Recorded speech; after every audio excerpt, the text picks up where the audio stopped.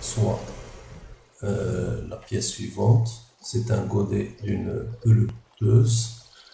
Donnez la forme de la matrice d'inertie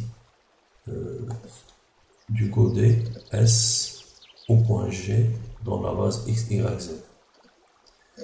Donc, premièrement, on constate que le plan O, Y, Z est un plan de symétrie.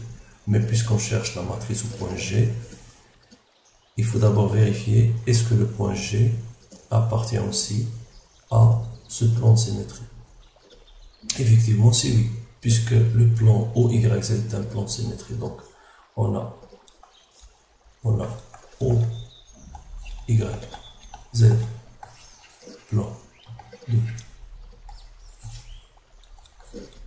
symétrie, implique que G appartient à ce plan.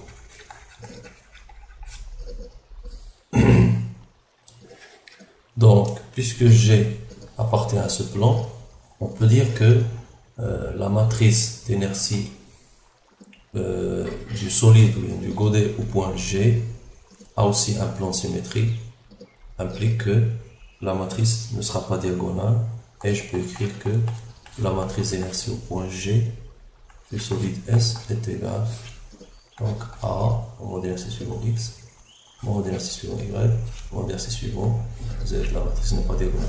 Alors, puisque donc, le point G appartient au plan O, Y, Z, donc pour chaque composante X, c'est un point courant P de composante X suivant X aura forcément un point symétrique P' de même composante mais dans le sens moins X. Ça veut dire que les produits d'énergie qui dépendent de X seront nuls. Donc là on a l'intégrale de YZ dm. Donc là, il ne dépend pas de X. La E, c'est l'intégrale de XZ. Donc ce sera 0. Et là, c'est l'intégrale de XY. Donc ce sera 0. Dans la base, bien sûr. X, Y, Z. Deuxième question.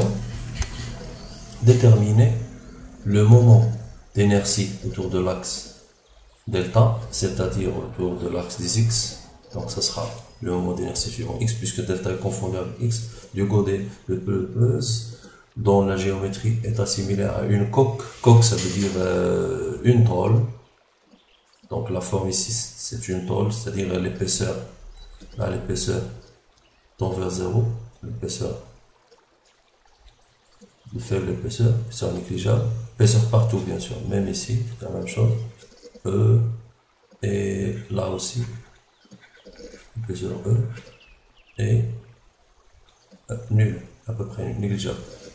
Donc la géométrie est assimilée à celle d'une coque d'épaisseur négligeable. Le moment d'inertie I delta de S doit être exprimé en fonction de rayon. Alors le rayon, voilà, donc ça c'est le rayon. Alors ici je peux le représenter aussi de l'autre côté, c'est-à-dire ici. Ça c'est le rayon R, donc c'est le même. Longueur L, et bien sûr en fonction de la masse grand L. On remarque qu'on peut décomposer le godet en 4 solides. 4 solides, donc le premier solide c'est A. Alors A on l'a deux fois, c'est-à-dire cette forme, la forme A, alors on l'a de ce côté-là, là c'est A, et de l'autre côté c'est la même forme, c'est A. Et la forme B, la forme cylindrique, donc c'est une tôle ou bien un quart de cylindre creux, un quart de tube creux, là c'est, je vais mettre une autre couleur, là c'est B, donc ça c'est B, ça c'est B. Et la troisième forme, c'est une forme rectangulaire, C.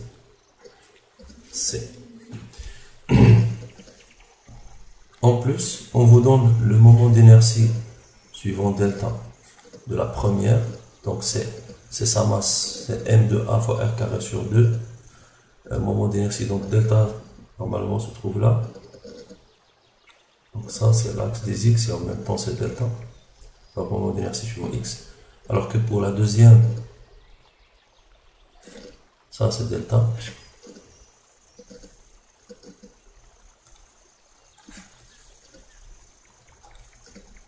Delta ou x, c'est la même chose. Delta pour la deuxième. Donc ce moment d'inertie, c'est m de la forme B fois r carré, toujours en fonction du rayon.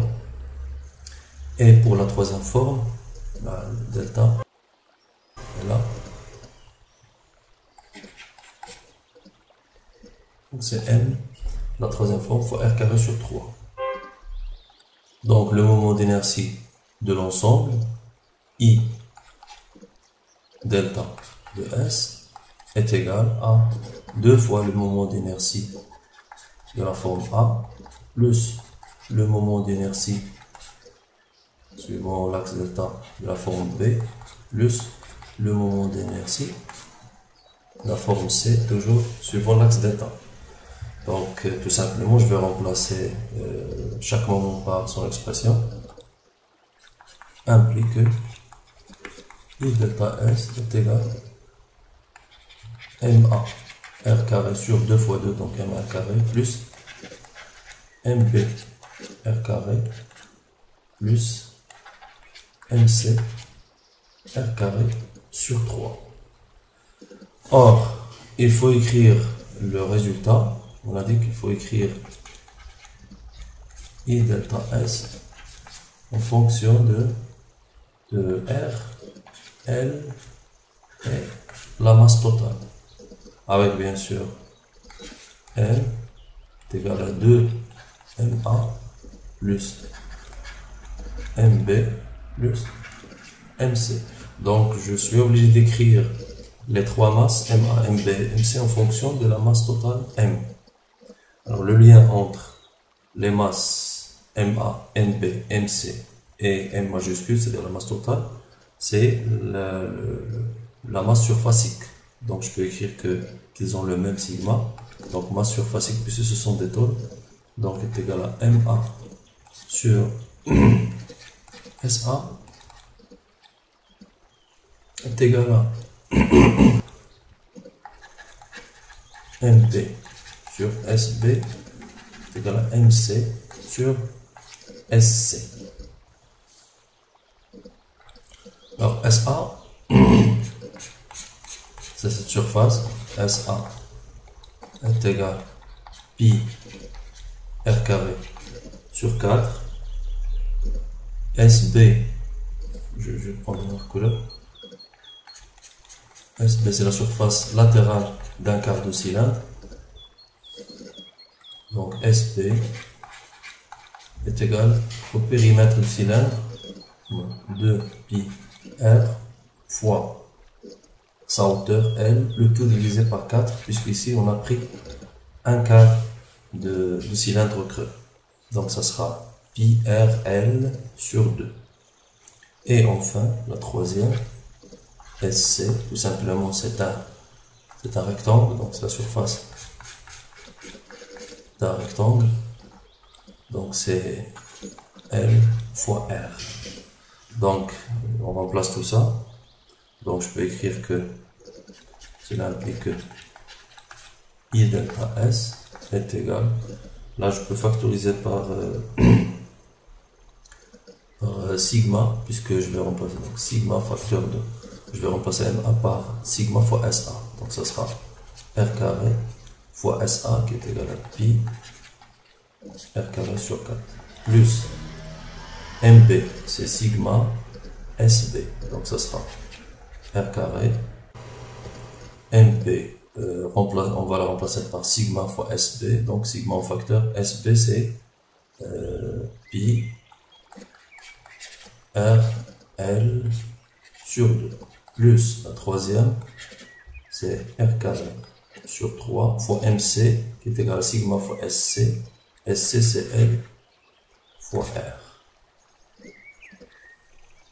est égal sigma, là je vais mettre donc pi sur 4 r à la puissance 4 plus pi sur 2 R3L plus L R3 sur 3 égale, je peux remplacer sigma par la masse totale sur la surface totale. Donc la surface totale c'est 2SA plus SB plus SC.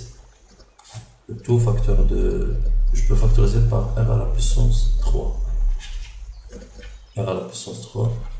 Donc pi R sur 4 plus pi L sur 2 plus L sur 3. Cela implique que I delta S est égal à M R à la puissance 3. Je vais remplacer S, donc 2SA, ça sera pi R carré sur 2 plus SB pi RL sur 2 plus SC RL ou bien LR. Facteur de pi R sur 4 plus pi L sur 2 plus L sur 3 que je peux encore simplifier. Je peux simplifier le R carré, donc R carré, R partout. Donc je peux simplifier R. Alors après simplification, I delta S, au modèle assez suivant delta ou bien suivant X, est égal MR carré sur 6. Donc j'ai simplifié R dans le dénominateur et dans le numérateur, donc MR carré sur 6, facteur 2. Donc 6 pi L plus 3 pi R plus 4L sur 2L plus pi R plus pi L. Voici le moment d'inertie de Godet autour de l'axe delta ou bien autour de X.